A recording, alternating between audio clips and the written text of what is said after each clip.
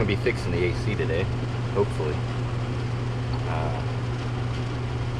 Got a new pressure cycling switch. This one had a bunch of corrosion, evidence of leaking internally, and honestly don't feel like it was actually working. So I'm gonna replace that, have a new one. Comes with an O-ring. I'll show you what I'm working with over here. Right here's where it screws onto. O-ring off.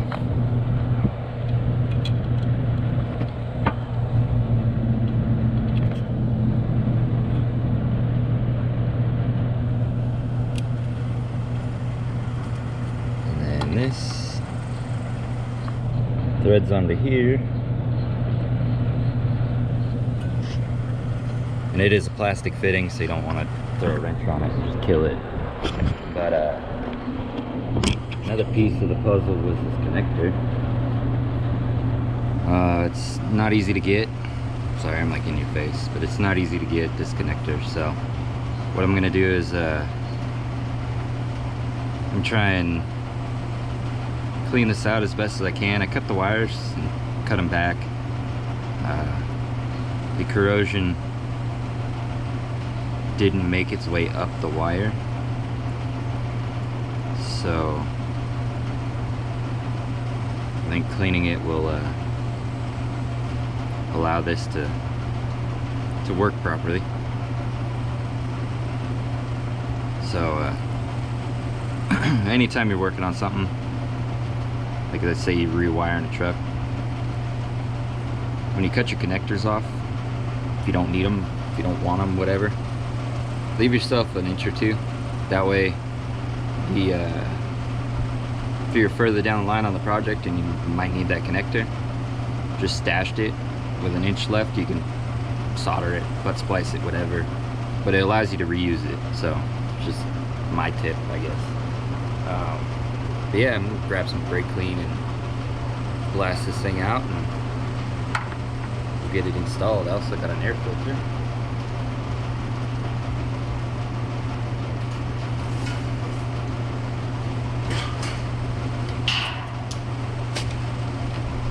They are proud of this thing. Probably one of the more expensive air filters I've had to buy. It was like $45 for that.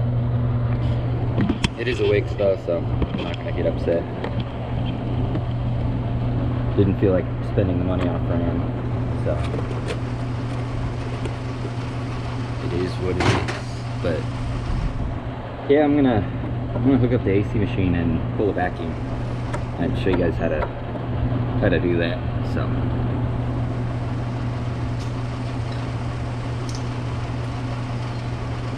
get yourself a vacuum pump, set of gauges.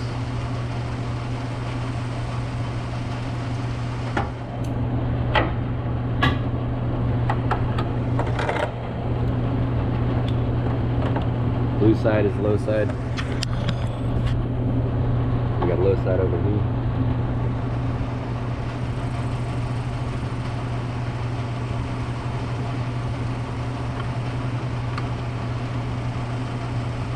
Push lock, and you tighten the cap down to open them on, and it pushes a little needle into the, what's it called, pushes the needle into the Schrader valve. Sorry, I got distracted. Still holding the vacuum. I pulled a vacuum on it last night. It's not a perfect 30 inches of vacuum, but it is holding a vacuum. So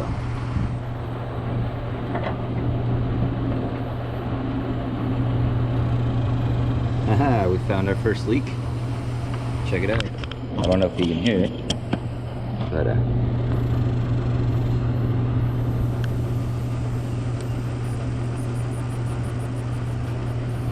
I was just taking the cap off. So I'm gonna see if I have one of these high sides Schrader valves. And if I do, I'm just gonna replace that one and I'll go from there. And it looks like I do have it, so we'll pop that one out of there and see. This does look like it though.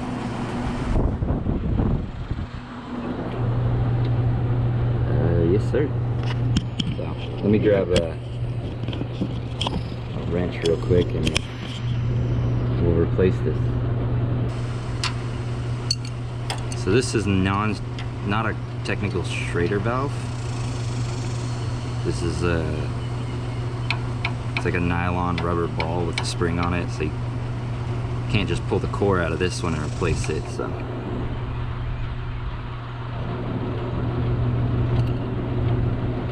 and these have a funky 8-sided, like,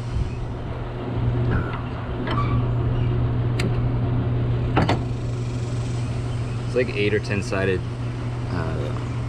end on it. I don't know exactly why they do that, but yeah, but you can see it's like a ball and socket, not a Schrader valve. So put that new one in there,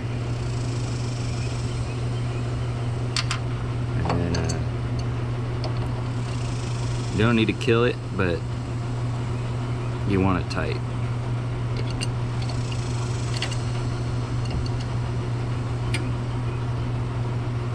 There we go. This stupid somehow locking adjustable wrench off of here. Man, this thing is junk. Here we go. Put our high side on. Clicks in there. Open the valve. So now that we got it hooked up, you can see we're at 0 because I let the vacuum out that I was holding, barely. Shut this off real quick. Take the cord. And this is a Harbor Freight vacuum pump. I got it for like, I think it was $168. And then we open these, let it pull a vacuum. So while it pulls a vacuum, I'm gonna let it pull a vacuum for about 5 minutes, and then I'll be back. Alright, so we've been pulling a vacuum on it for about 5 minutes. I'm getting pretty close to 30. It won't pull all the way to 30, but found out the O-ring in this thing went bad, so it was causing issues, which no big deal. I can put an O-ring in it. So we want to close this before we turn off the machine, and then sit here and watch it for a minute. So it'll hold a vacuum. There's like a 5-minute test, and it can't drop more than like 3 inches.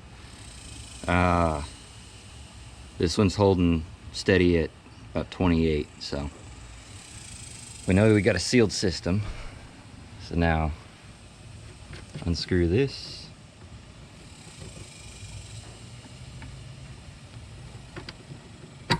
Pop that off.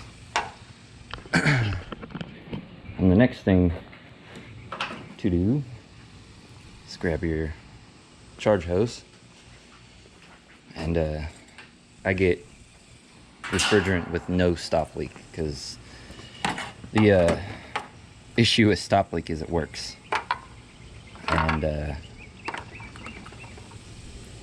it's kind of confusing, but the problem with stop leak is it works so well that it'll seal off any leaks 100%, but when it encounters any moisture, it turns into like this sand, silica sand, and it'll wipe out your compressor, it'll clog up your condenser, it'll settle in this, which is supposed to collect the oil, but it'll settle in the bottom of that, and then it'll start going through your orifice tube, and it'll end up clogging your system because of the moisture in it. The reason you pull a vacuum is to get all the air out, but also when you pull a vacuum, the water will boil and come out of it, and so that's why you pull a vacuum for like 5 minutes, so it can boil the water, you can evacuate the water, but also evacuate the air, so you get a perfectly good charge in there. And that's what you want. You don't want any moisture, because moisture will make your AC system ineffective, essentially. But this takes, I believe, 33 ounces of Freon, and I bought 36. So thread the can onto this. It's a self-sealing can, and this tap is barbed or sharp. It's got a needle in it, and what that does is it punctures the self-sealing tip. Flip it upside down. You want the liquid in first.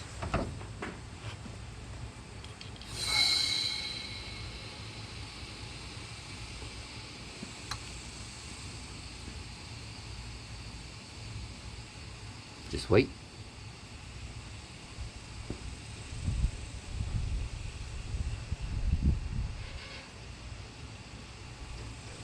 Can will start getting chilly because the pressure drop, because you're putting it into a vacuum. It won't freeze your hand, but you'll feel the can get cold, and you'll feel it stop moving, and just pop it off. Empty.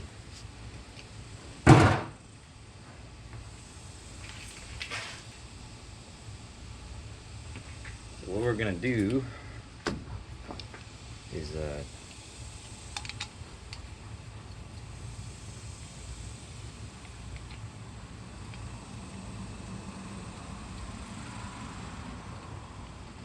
and you want the bottle snug on this thing, but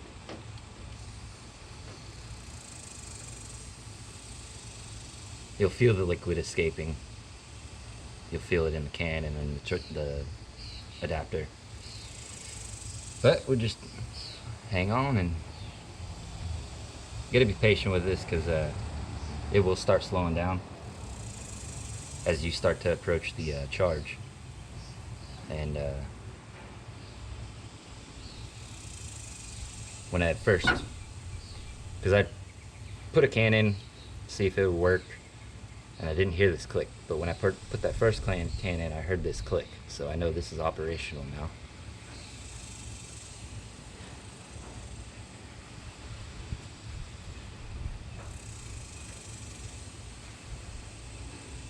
That's it for this one.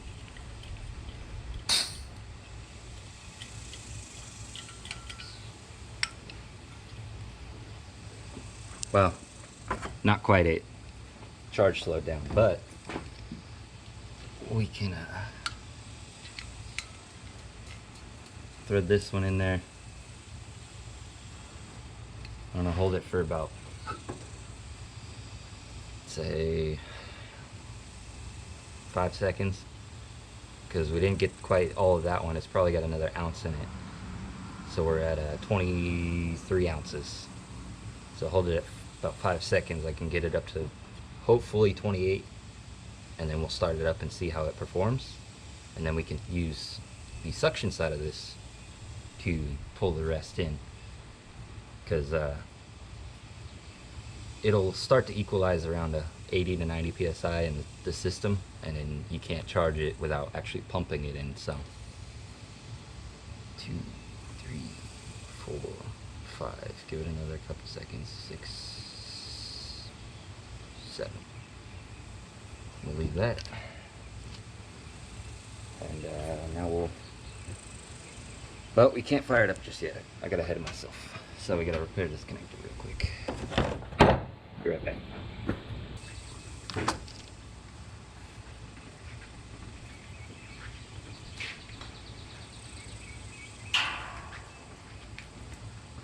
So all I'm going to do with this connector is just clean it out. Take my screwdriver, scratch it. Well, I'm dropping the screwdriver, but very gently just going to try and pull anything out. Got one chunk.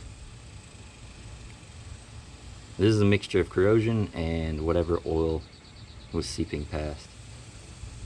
This brake cleaner will kind of melt this plastic, so it gets a little gummy. We'll put that there.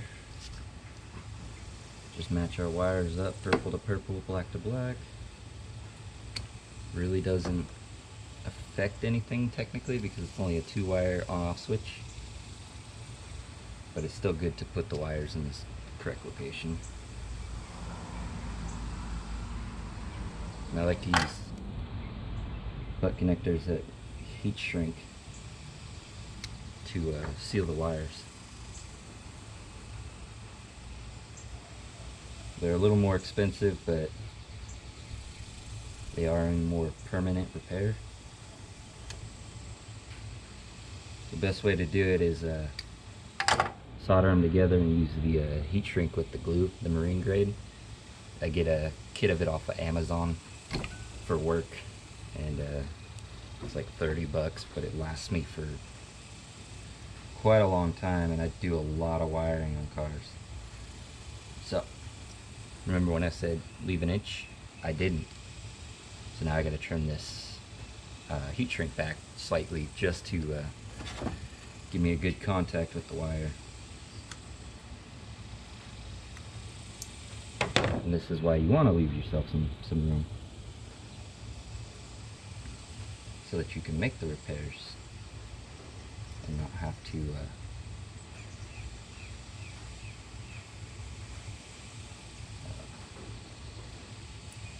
cut yourself short on the wiring when you're using like butt connectors and whatnot. If I was soldering this, it wouldn't be that much of an issue, but I don't have any good heat shrink here. I haven't had a chance to reorder the stuff that I use.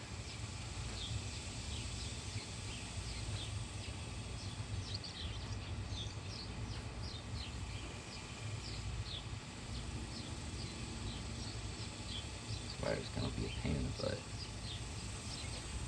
It frayed a little bit.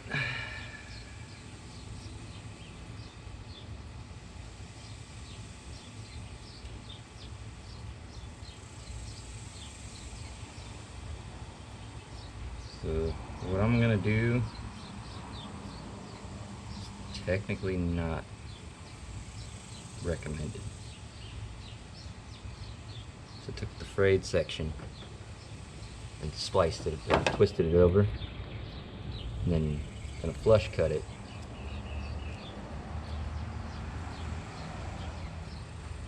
Right there. So I took 3 strands out of this wire. It's not the end of the world, but it's not the best way.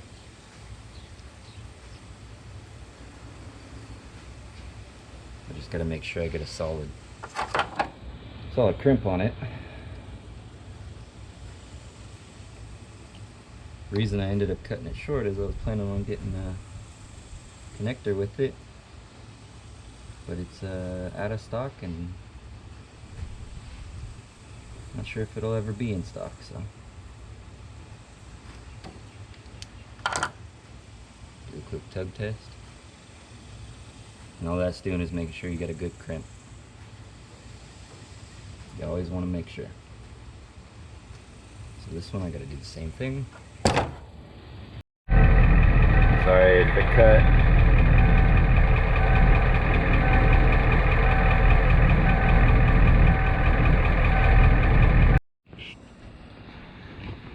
Alright, sorry about that random cut. The GoPro died on me, so it was now I got a wrench light on the GoPro. It's interesting. Never had that before. Well, if I screwed up the focus, I apologize. But we got it going. We had a vacuum leak right here. It popped off that fitting that goes into the case, so we got that taken care of. The AC compressor cycling properly. I got the air box, the air cleaner, the air tube to here. I ran it. It was burning off some moisture in the engine, no big deal. AC was blowing cold. Right now I'm hooking up a license plate light. So I can run my wires, flip that down, and it'll be in place. I am going to show you some wiring under the back. So we're going to have parking lights on. That way we're not draining the battery with the headlights. Parking lights usually don't draw a whole lot of amperage. Alright. So up here, trailer brake harness. And then this guy. This is your license plate light. And the Ford is this one right here. So if you took off the bumper, you'd still have that. And you hang your license plate here. Ford's done that for a long time. My 71 has that, so we're gonna check this wire for power. Got it grounded over there. It's not the greatest ground, but we're gonna check. And I'm not seeing anything, so set you up right here. That wasn't the greatest of grounds, right? So what we're gonna do, put that terminal up there. And we're gonna scratch around until we get a good ground. And I'm not getting anything. So what we're dealing with is no power right there. And it's probably because of the Scotch lock. Ugh, a lot of dirt, dust up here. We know the connector has power. Because if we disconnect that, that light shuts off. So we're going to peel open the Scotch lock, which is horrible. Don't use them. I'll show you why. All the dirt in there. I don't know if you can see it, but try and get this guy off. All right. I don't know if you can see this, but you see how it's nice and green? Let's see if I can get this in focus. This has just a bunch of corrosion on it. Yeah, you're not going to be able to see it, I'm sorry. But this is basically blue and green. You don't want that in your wiring. So, what we're going to do is, since this is already ripped up right there, still got power up there. You can see the light come on. It's right there. We know we get power. We just gotta get power down to our bumper. I'm gonna go grab some wiring. Get this nice spider's nest out of here. I don't feel like grabbing it with my hands. Woohoo! Alright, I'm gonna grab some wire and some terminals. We are gonna unplug this guy. Cut it right there. So, these Scotch locks pinch the wire and cut away the protective coating on it, and splice the two wires together, which is not the way you want to do this. This is horrible. It doesn't work well. It allows water to just pool up in there. But they're quick. That's why people use them. They're quick. They work until they don't. So, try your best not to use them. quick fix, sure. I get that. If I was stranded on the side of the road, I'd be using them too. But if you're actually gonna build something, you don't want to be plagued with electrical problems, because it's the worst.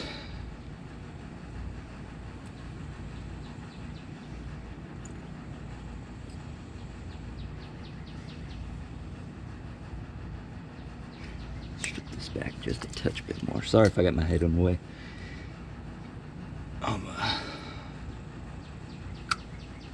Just laying here trying to wire up a license plate light,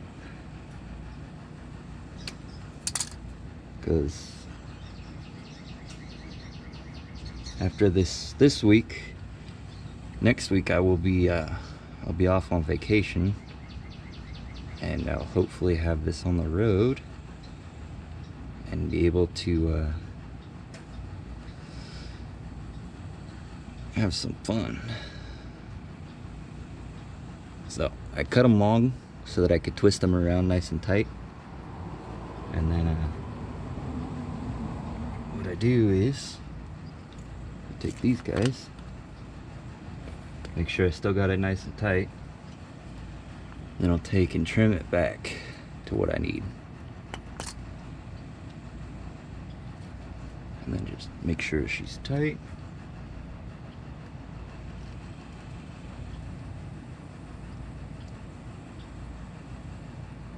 It'd be much better if I was soldering this, but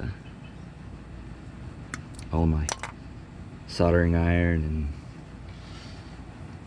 my heat gun and everything are at work. Yeah, I'm gonna have to get a different terminal real quick. Yeah, I'll be right back. I gotta get the yellow one. Alright. You can generally judge the wire crimp and what it can crimp by the color, but it also depends on who makes it and what kind of standard they're following, because I've seen 4-gauge wires be pink for like battery terminal ends, and I've seen them yellow, so don't completely trust the color. Just go off of what it tells you that it's for. I don't know why I'm telling you that, but you're welcome, or no. Alright, so now we've got to tie into this wire up here. Well, we don't have to, but I want to leave that to where it functions, because this bumper eventually will come off to get replated on the top, because it's got a little bit of rust. I don't know if you can tell, but it's a little crusty. But all in all, the truck is solid. It's the only rotten spot is this rear section, so I can live with that.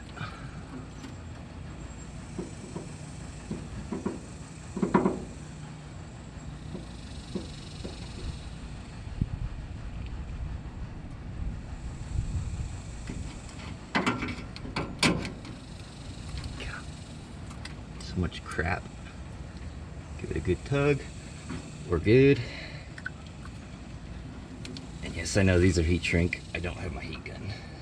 So, alright. So now we got power. At least we think. Let's double check. Alright.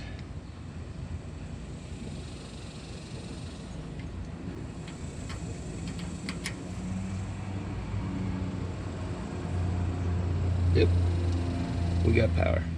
Bad scotch lock, so. Now, we're gonna hold and open this pipe.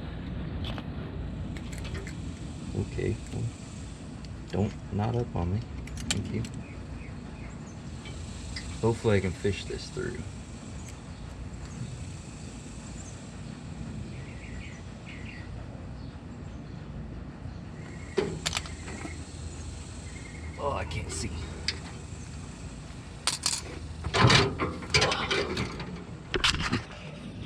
look at that. Y'all can see through the hole, but I can't.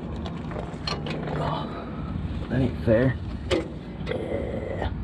Oh. Pop the fuse. Guess I should have just left it unplugged.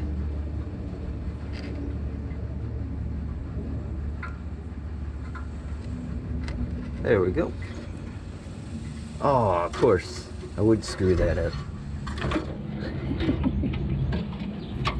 Go over the top. Y'all don't need to fall. Y'all are on a very, very steady mount, so you're the highest of quality on this. Alright. Let's do this again and not tangle it up in the drawbar.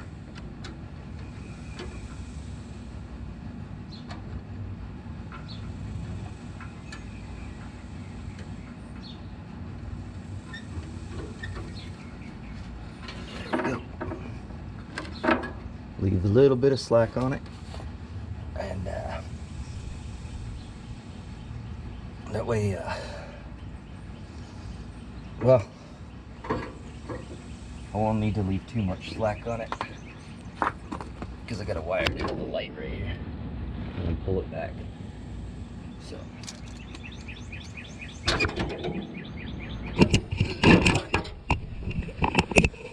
this is where I'm at now. Way brighter.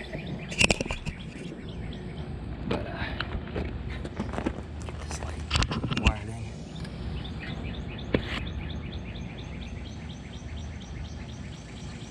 in. It is hot. It doesn't need to be this hot.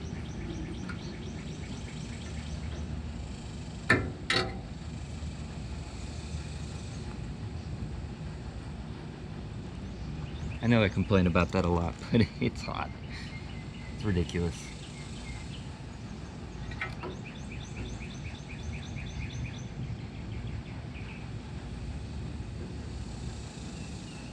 Like this asphalt is just burning me up.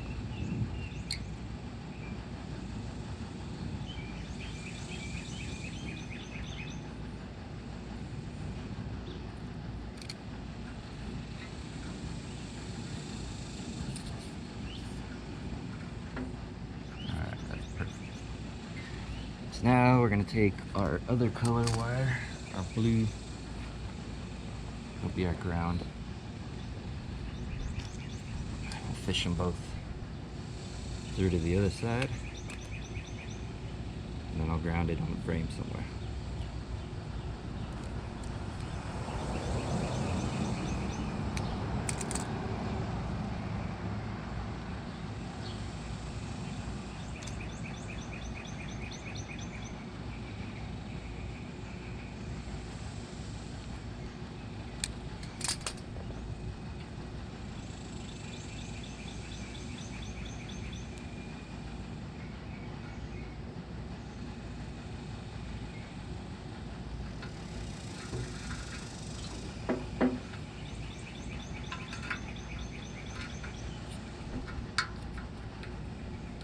Bam. Put our screws in. Of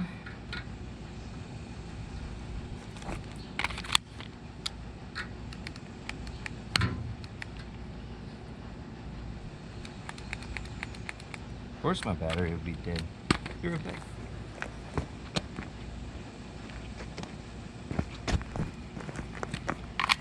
Alright. Then we just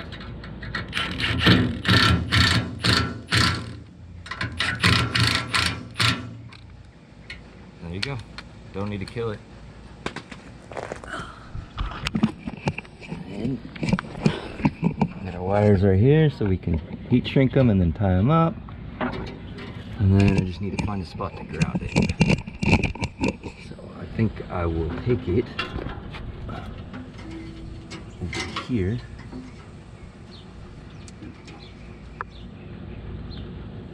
And cut it right here.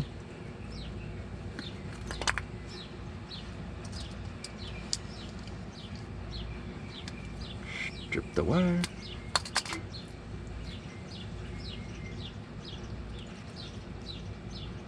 the ring terminal.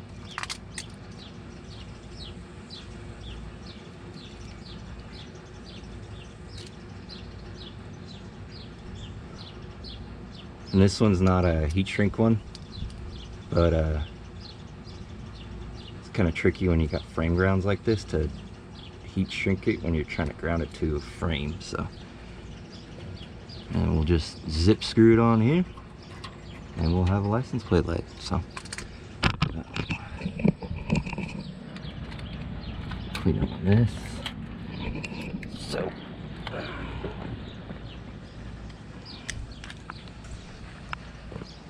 Other than some windshield wipers, we are good to go. The old girl's got AC, all the lights, and the windshield in it. We've got the turbo installed, air filters in it. I need to plug this port back here for the CDR because I've got my own catch can system under here. Runs out, comes up to the valve cover right there. So. Go for our test drive here in a little bit, but appreciate you guys watching. I know this one was kind of random, kind of all over the place, but I appreciate you. Appreciate the people who subscribed so far. Please like, comment, share, subscribe, all that fun stuff. I really appreciate it. So take it easy, guys.